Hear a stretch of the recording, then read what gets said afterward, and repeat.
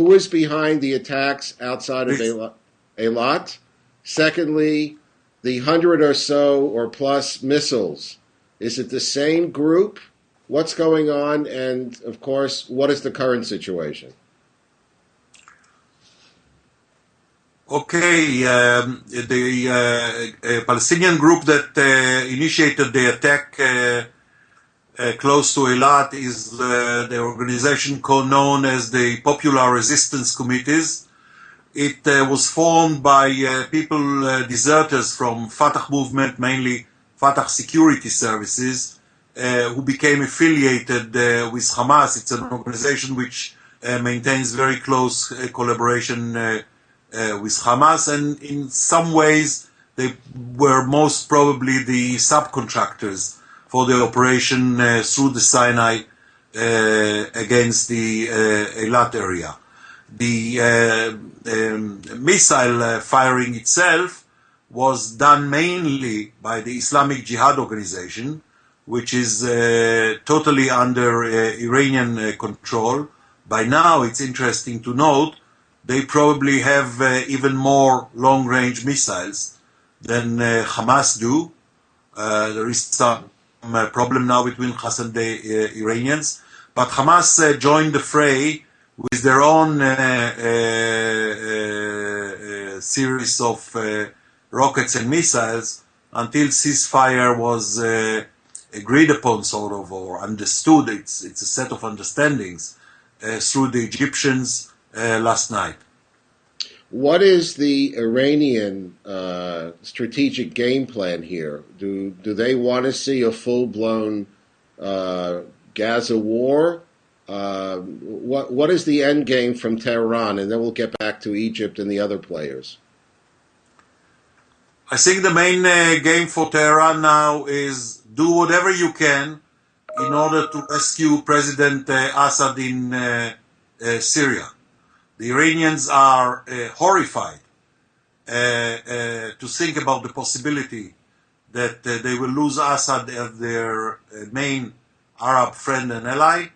It will disrupt their connection and links with Hezbollah in Lebanon and certainly Hamas. They are, by the way, furious with Hamas because Hamas, being part of the Arab Muslim Brotherhood, are very reluctant to offer support and assistance to President Assad. So the Iranians would love to see a flare-up in Gaza along the border between Egypt and Israel, just in order to create some cause for people to rally for and forget about Syria for a while.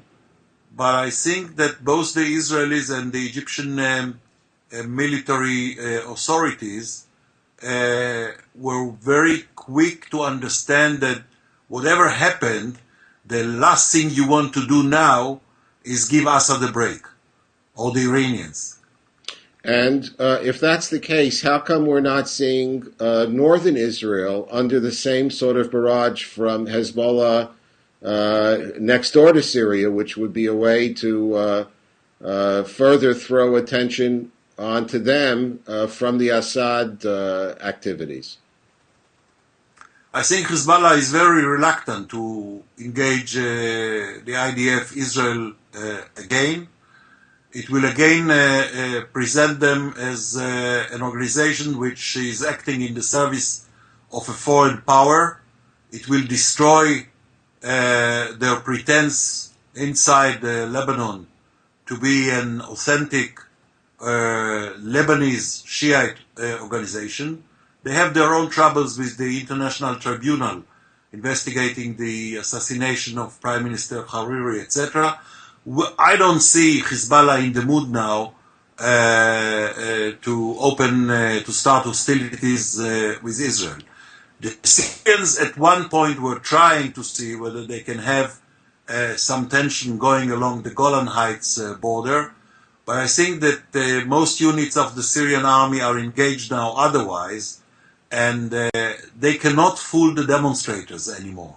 That is, even if they have some skirmish with the Israelis, people are going to keep demonstrating in the streets of all the main Syrian cities, it's too late now for this kind of an attempt.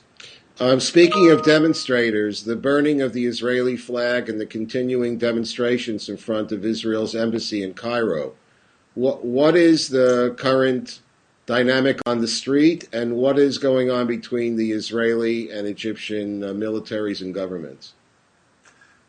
Yes, Abe, there are very bad signs in Egypt. For example, a call by 112, no less, 112 Egyptian movements, political parties, groups which emerged out of the Tahrir Sq demonstrations, calling on the military Supreme Council to sever ties with Israel, to freeze or even cancel, abrogate the peace treaty between the two countries. The mood in the street after the death of 3 Egyptian policemen during the shooting along the Israeli-Sinai border last week, the mood in the street is certainly a reason for major concern.